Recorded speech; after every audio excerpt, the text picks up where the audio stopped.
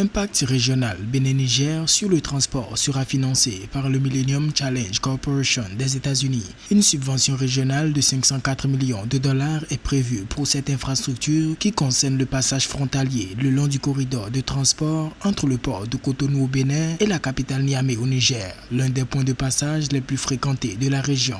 Ce projet régional que finance la MCC est une bonne chose dans la mesure où ça va contribuer à implémenter les programmes de développement infrastructurel dans la communauté économique régionale, la CEDEAO. Dans la mesure où il fallait connecter forcément les pays pour faciliter le commerce entre les nations. Et ceci va avoir un impact sur les différents secteurs d'activité, notamment le commerce des services avec le port de Cotonou. Et ça va également aider le port de Lomé à être mieux connecté à l'Interland.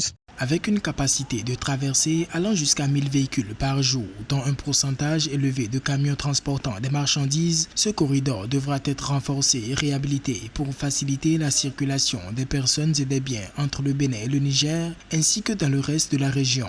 Et ça va développer le secteur agricole puisque ça va permettre à ce que l'écoulement des produits agricoles entre les pays qui sont abondamment dotés en terre et qui ont un avantage comparatif dans la production des biens agricoles. Ensuite, il faut également rappeler que ce vaste projet va aider également à la mise en œuvre de l'accord sur la facilitation des échanges parce qu'il y a des composantes de cet accord-là qui exigent qu'il faut mettre en place des infrastructures pour faciliter le commerce entre les pays.